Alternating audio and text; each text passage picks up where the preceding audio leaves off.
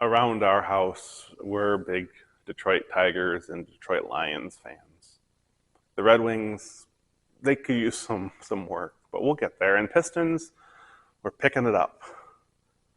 But one of the things that is often noted in our house as we're watching the games, whether it be baseball, basketball, football, and hockey, is that oftentimes players, after a great hit or a big touchdown or some great, great athletic achievement, they'll look up and they'll offer a moment of prayer, a gesture of prayer, if you will.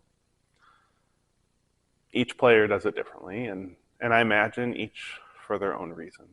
Anyway, it's prompted a conversation among a couple of our kids as to what they're praying for. Are they praying to win the game? I imagine both teams are. Does God only come through for one and not both? I don't know that God is keeping track of box scores. Is it kind of like the angels in the outfield where sports are a means to an end and God is looking out for the little guy?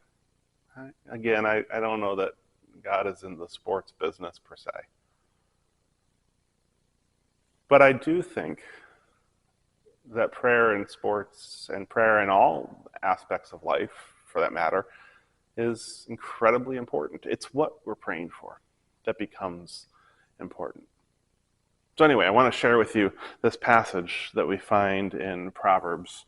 This is Proverbs chapter 3, verse 5, and it's one you've probably heard before. Trust in the Lord with all your heart. Don't rely on your own intelligence. Now, I like my intelligence. I like some of the abilities that I have, but I have to recognize that they are not my own. They come from God. God has helped me to achieve most, if not all, of what I've achieved. And it has been through the help and the aid of so many others who have been there as well.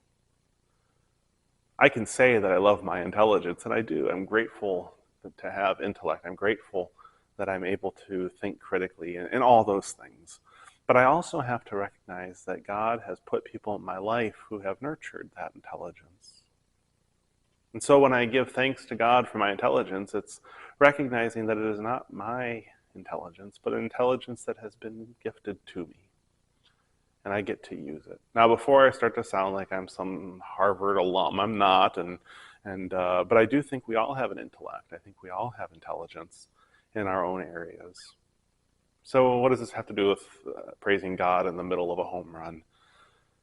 I'd like to think that the athletes are not praising God, that God came through with the big swing, but rather giving thanks to God, that God put coaches in their lives and patient parents and early baseball arrivals and baseball equipment in their hands so that they could grow and nurture the skill. In that moment of looking up and raising a hand to God, it is maybe, I hope, a moment of recognizing that it is not my skills that have gotten me here alone.